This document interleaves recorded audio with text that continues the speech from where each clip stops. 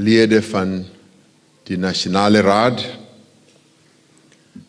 lede van die Afrikanerbond, verteenwoordigers wat hier is van verskeie organisasies, en my broers, ledes van politieke partye, Musi Maimane, Musiwa Lekota en meneer Groenewald. En ook lede van die parlement van Suid-Afrika. En ook ontvangers van speciale toekennings en dames en heren. It is for me a great pleasure to be amongst you as you celebrate your 100 years of existence. This is a moment of great significance indeed, which we as South Africans must acknowledge and appreciate. 2018 is an important year in the life of our country in more ways than one. It is a year in which we commemorate a number of key historical events that have shaped the future of our country. And it is good for us as South Africans to commemorate significant events that have taken place in the past, and from these commemorations we are able to learn.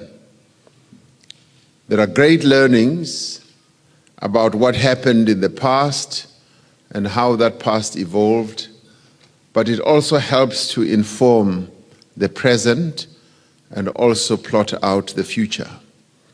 As you celebrate your 100 years of existence, I think it is important for us to look at your 100 years and ask ourselves, what is it that we can learn from your 100 years of existence? And there's quite a bit that we can learn. But what is it that we can avoid from the years of your organization's existence? So it is a seminal moment for all of us as South Africans. However, there are quite a number of other interesting events that took place many years ago, whose significance we should also seek to remember, if not celebrate. One obscure event that we should remember as a nation is something that happened 210 years ago, when slaves in our land rebelled in 1808 here in the Cape. And these slaves were rebelling because they were seeking a free state and freedom for all slaves. Now there's something quite significant about this, because this rebellion, which was squashed obviously by the colonial authorities, was one of the earliest instances of organized multiracial resistance to tyranny and injustice in South Africa. Multiracial.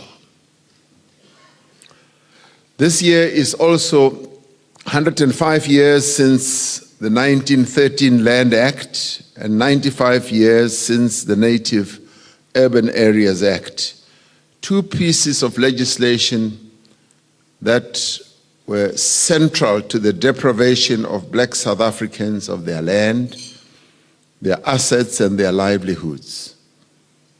And the effects of these laws are still being felt today. It is important that we must remember some of these events that have taken place in our past, so that we must be able to say, like Mandela, and I'll read it in a while, never again.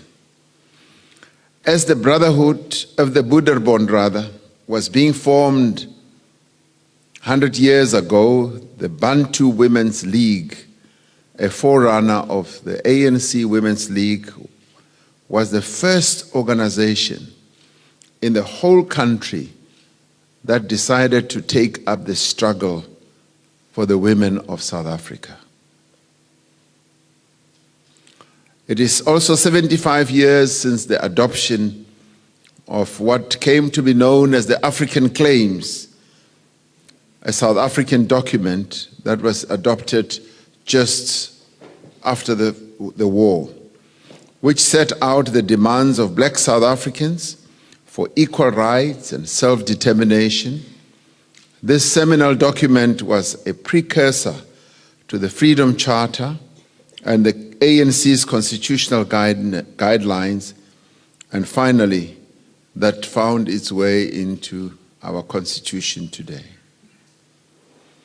For nearly 50 years, the Afrikanerbond, now today the Afrikanerbond, stood at the center of the political and economic life of South Africa. You say this is the heart of Afrikanerdom, but your organization in its existence was the epicenter, the real center of the economic life and the political life of our country.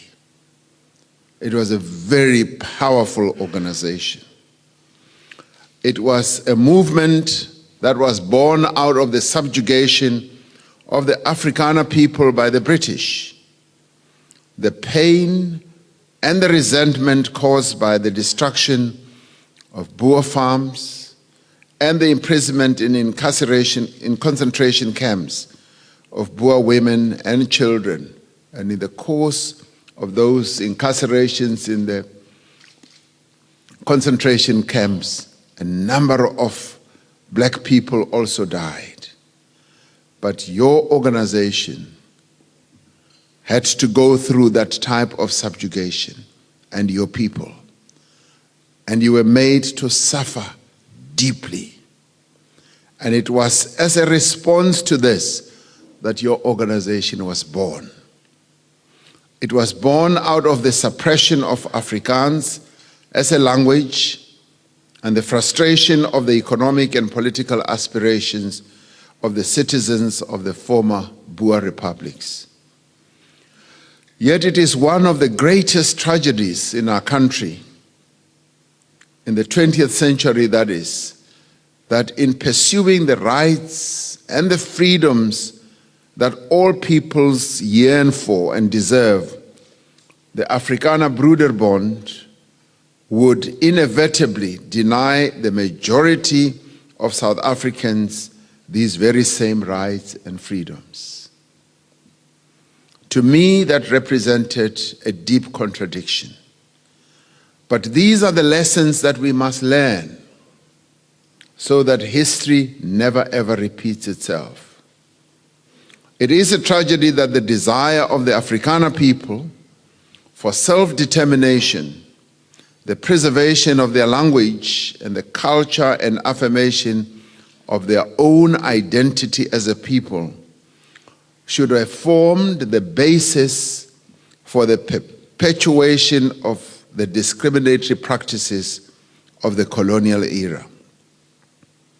This is a historic reality that we must acknowledge, and it is also a historic reality that we must reflect on, which I am pleased to know that you are already reflecting on. We reflect better on this history by remembering Madiba's futuristic hope when he said, "Never, never, never again shall it be that this beautiful land will again experience the oppression of one by another." We cannot not deny our history, for it lives on right up till now. We cannot change our divided past, but we can together shape our common future, where we want to go. Today, the Afrikanerbond is an organization that has changed a lot. And that has changed for the better. It is not only known by a different name, but its credo, which you read out this evening, reflects a desire to build an inclusive, just, and truly democratic society. And let me tell you that when the credo was read out here, I was filled with great admiration, because there aren't many organizations where at the beginning of important meetings, they stand out and read the credo, the ethos, the principles, the values that bind the membership together. There aren't many such organizations. So I applaud you. I really honor you for that, because that makes everyone remember what the real heart and the credo of the organization is. So you can give yourself a wonderful round of applause for that.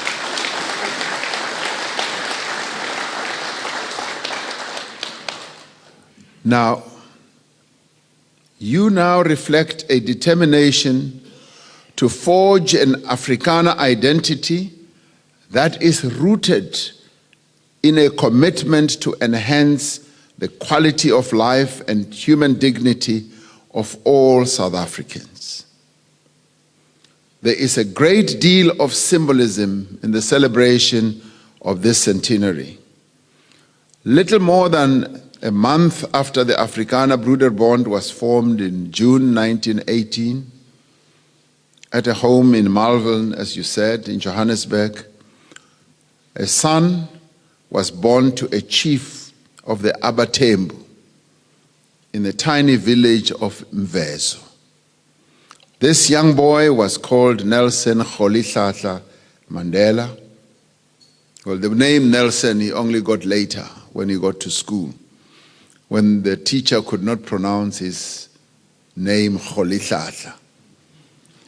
And he would become the first president of the Republic of South Africa, a president who had never been a member of the Broederbond.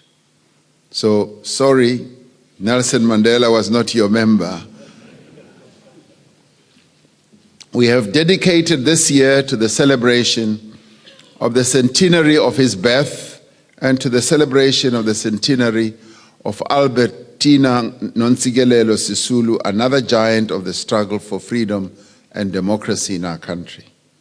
Their lives, the values for which they stood and the freedoms for which they fought, stood in sharp contrast to the goals and ethos of the then Broederbond. They sought to build a society founded on the fundamental principle contained in the Freedom Charter that South Africa belongs to all who live in it, black and white. This was the antithesis of the apartheid policies championed by the Broederbond from at least the 1930s and implemented with great zeal after the National Party came to power in 1948. It was a government led by prominent members of the Broederbond who imprisoned Nelson Mandela and who banned and detained and harassed Albertina Sisulu. It was against a government led by members of the Broederbond that Nelson Mandela, Albertina Sisulu, and many others mobilized a powerful movement of defiance and resistance, just as your forebears did against British oppression. It is therefore significant that it was the same Broederbond that began in the 1980s to cast doubt on the sustainability and even the morality of the system of apartheid. It was the same Broederbond that was behind a process of reform in the National Party and in sections of white society that contributed to the release of Nelson Mandela, the unbanning of the liberation movements, and the negotiated transition to democracy. It was the same Broederbond that would reconcile itself to the new democratic dispensation and would embrace the values and principles contained in our new constitution. The constitution that you so articulately said, we want to stick by this constitution. And the fact that we mark the centenary of the Afrikanerbond in the same year as we celebrate the centenary of the births of Mandela and Sisulu is important not only in understanding our past. It is just as important, perhaps, even more so, for understanding our future and being able to look through the looking glass and see this future from where we are. And this time to do it together, not from different viewpoints. Nelson Mandela and Albertina Sisulu were among the most consistent proponents of a united, non-racial, non-sexist society in which all would have equal rights and opportunities. They both believed deeply that Afrikaners were an essential and integral part of the South African nation. They believed that South Africa belonged to all who lived in it equally, and none should be discriminated against on the basis of their language, on the basis of their faith, their culture, their creed, or origin. That is the South Africa that all of us together have a responsibility to build. As you correctly say, Tumatina, it basically means that we have, therefore, a responsibility to build this South Africa from the ashes of our past and make sure that it works. We owe it to the memory of Mandela to forge a new nation that is united in its diversity. More importantly, we owe it to our children to forge a nation in which all may have security, all may have shelter and comfort, and where all may enjoy an improving quality of life. If we are to achieve this, we need to heed the injunction in our Constitution, not only to recognize the injustices of the past, but also to work together to redress those injustices. This means that we must strive together to realize the demand that the people shall share also in the country's wealth. It is this demand that stands at the center of the economic policy of every administration since 1994, to lift the majority of South Africans out of poverty by building an inclusive economy that can give them a better life.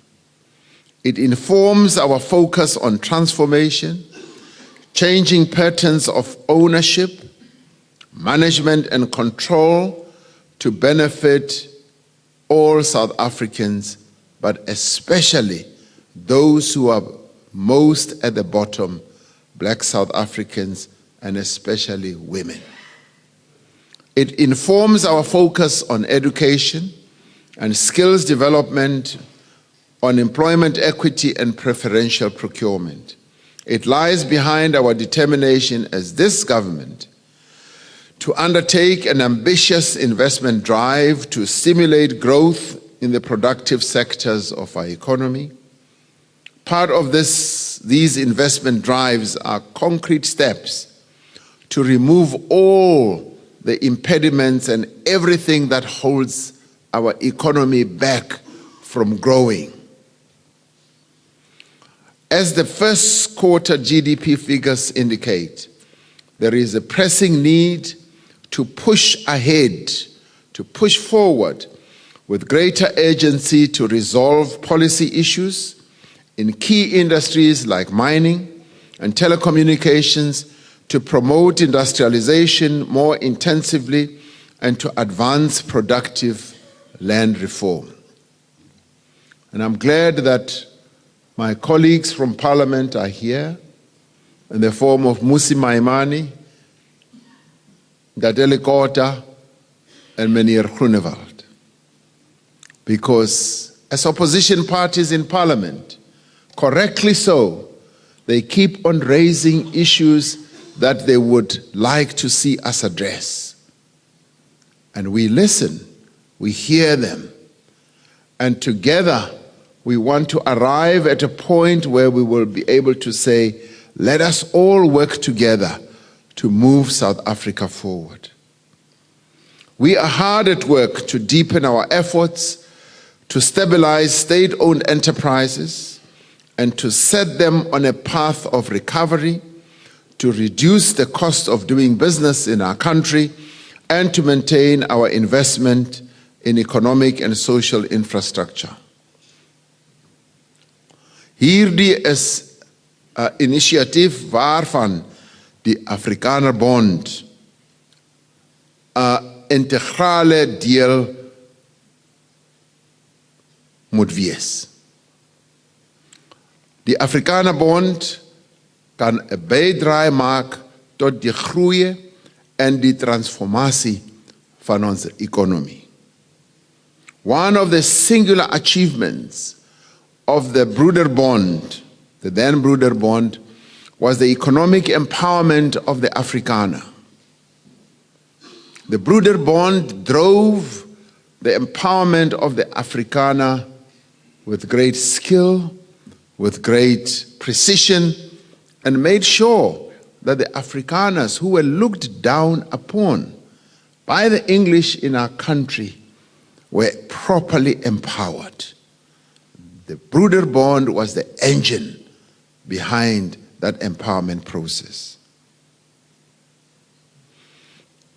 While this contributed in no small measure to the highly unequal distribution of wealth, the distribution of skills and opportunity in our society, the Broederbond was responsible for unleashing the economic potential of the Afrikaner people.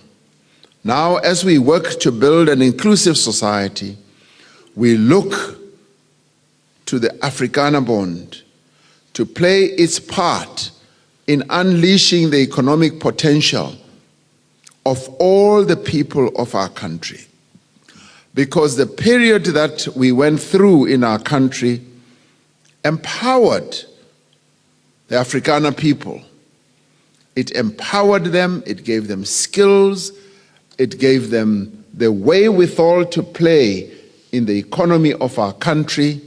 And now we say, as you say tonight, Tumatina, we're saying, yes, those skills, that knowledge, that experience must now be used to empower all the people of our country. Because you were placed in a very special place by the system that prevailed at the time, that enabled you as the Afrikaners to be well positioned, and we say we need to turn that around and make all that you have learned, what you have gathered, available to the people of South Africa as a whole. It should do so informed by a determination to correct the injustices of the past, but based also on an understanding that a stable, prosperous, and free South Africa is dependent on a more equal distribution of economic and social resources. It should be based on an understanding that the future of the Afrikaner is intricately linked to the prosperity and the fulfillment of the people of South Africa as a whole. Hierdie is 'n realiteit wat die Afrikanerbond lank reeds erken en ons vertroue dat dit sy programme en aksies in die toekoms sal reg. Hierdie is 'n vertrekpunt wat ons benadering tot onderwys moet toelig. As a democratic state, we inherited a severely unequal education system, which directed the bulk of resources towards white institutions. As we know, this had a devastating effect on the social and economic capabilities of generations of Black South Africans, a deficiency that continues to severely limit the development of our economy and the transformation of our society. It was this, therefore, imperative that the democratic government should take urgent and far-reaching measures to establish an education system that benefits all South Africans equally. Where we had 13 departments of education in one country, the democratic government had to establish one. And in establishing one, it had to mesh them all together. Different cultures, different experiences, different everything. We have made great progress in a number of endeavors that affect our lives as South Africans. But we will be the first to admit that we still have much further to go.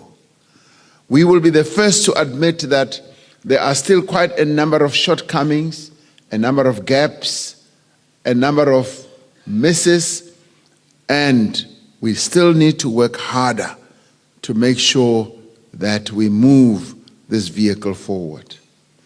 As we have undertaken this task, we have had to confront the many impediments to equal access to education, including issues of poverty, distance, social norms, and language. We have had to confront the reality that many of the better resourced public schools and around a quarter of our universities were Afrikaans medium institutions, serving a small population in our country, against a sea of those who wanted access, who wanted to come in and also learn. This proved to be a barrier to access, and had steps not been taken to change some of the policies, including language, at many such institutions, this would have undermined our commitment to equal access to educational opportunities. This process, as it has unfolded over the last 24 years, has caused, yes, anxiety and even dissent in some sections of the Afrikaans community. We know that this is a matter that concerns the Afrikanerbond as well. It is a concern that is to be found in many other areas where we have taken steps to end white privilege and correct past injustices, whether it be in employment, as regards employment equity, Black economic empowerment, and preferential procurement. We have a responsibility as a society, yes, to address these concerns. If we do not engage on these matters and seek to find one another through the dialogue that you spoke about, we will undermine the efforts to build a united society in which all of us should feel at home. The concerns about anything we do in our country will always be there. But the important thing is to do what Nelson Mandela taught us well, to sit down and seek consensus through dialogue. It was this that unleashed the democratic processes that we have today. Because as he was in prison, And his warders and his handlers kept coming to him. And they were saying, Mr. Mandela, you see the front pages of the newspapers, this and this is happening. And he kept saying, the only answer to all that's happening in our country is for the government and the ANC to sit down together and negotiate an end to this unjust system. And that is what defined Nelson Mandela's approach. And these are the lessons that we must also learn as we commemorate his 100 years, his centenary.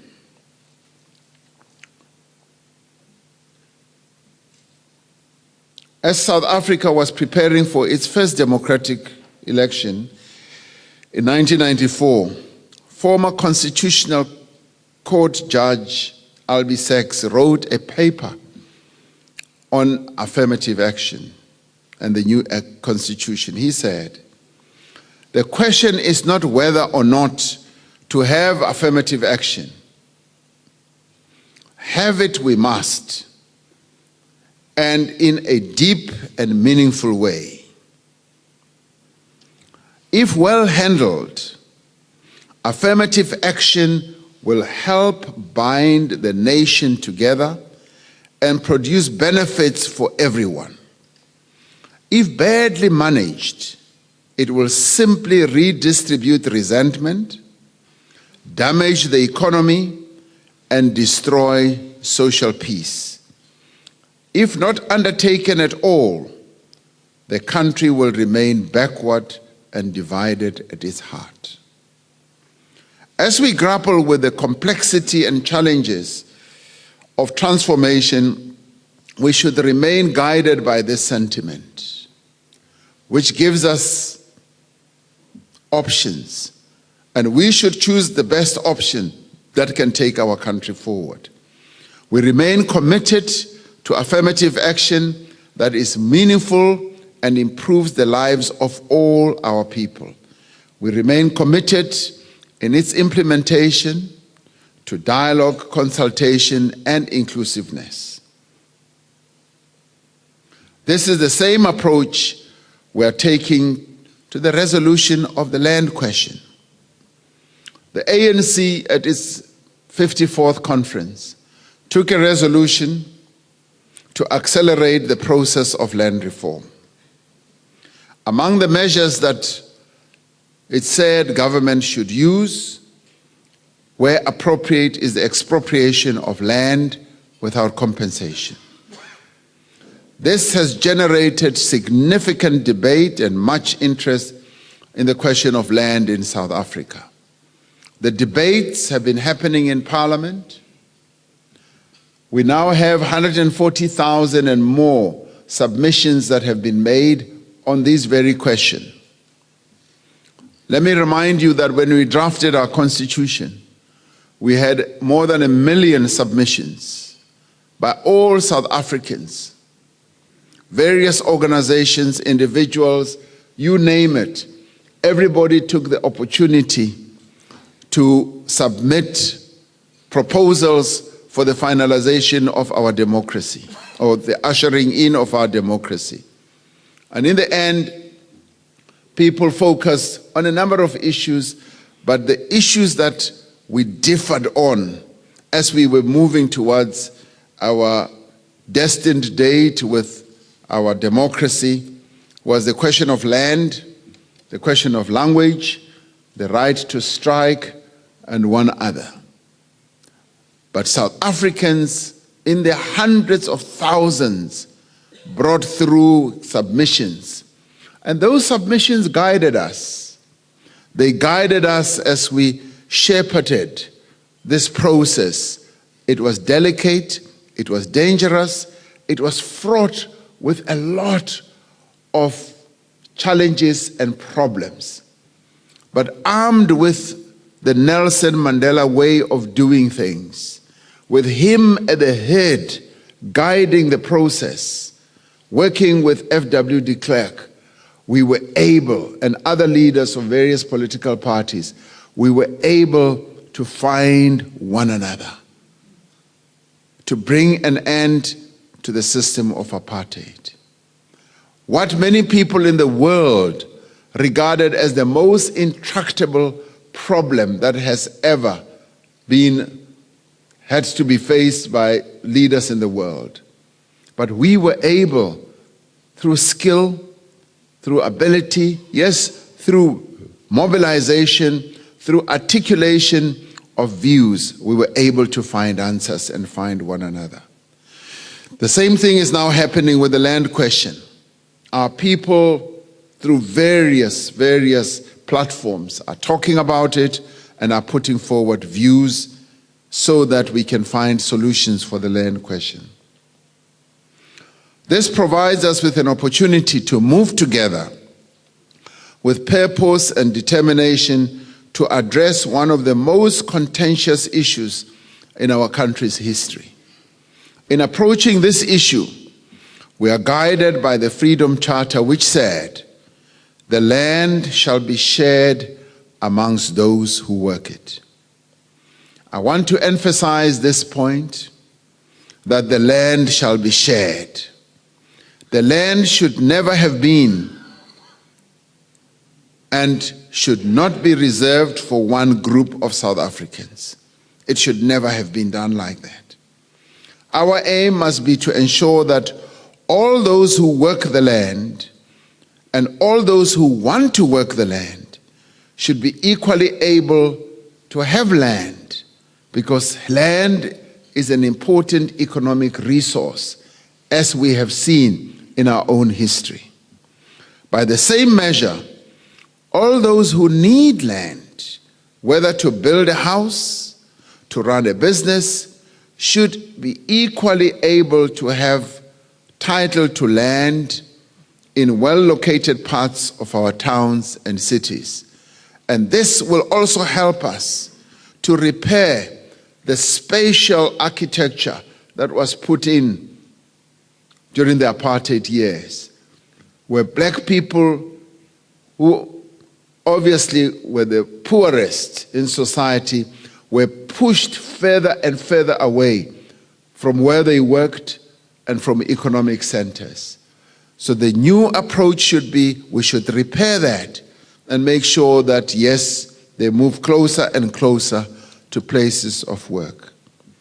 By restricting the ownership and use of land to a small minority over many decades, the apartheid government made sure that the country would never realize the full potential of this very, very valuable resource. It is our responsibility, all of us working together, to unlock the economic value of the land. It is our collective responsibility to deal with and reduce poverty and inequality. We also need to acknowledge that the taking of land and removal of the majority of South Africans from their land was the source of poverty and the inequality that we see. We do so by returning land that was forcibly taken from Africans, colours and Indian South Africans. We do so by securing the rights of labour tenants to the land that they have occupied for generations. We do so by providing land close to urban centers, and we also do so by providing emerging farmers with finance, training, and support. And we call on all South Africans, including the members of the Afrikanerbond, to see the acceleration of land reform not as a threat, but as an opportunity. If we approach this as an opportunity, like we did when we ended apartheid, as we entered the negotiations, we did not see it as a threat. I remember very well when F.W. de Klerk Now, if you're just joining us, these are live visuals coming from Cape Town in Paarl at the centenary commemoration of the Afrikanerbond, formerly known as Afrikanerbond. Now, a brief history on this organization. It was formed as a secret society back in 1918 with the initial aim to defend the Afrikaner and return him to his rightful place in South Africa. Now, in history, every single national party prime minister and state presidents were members, from DF Malan to FW de Klerk. The organization went on to create parastatals such as ISCO, Sasol, universities like Rao and University of Port Elizabeth, as well as establishing newspaper groups and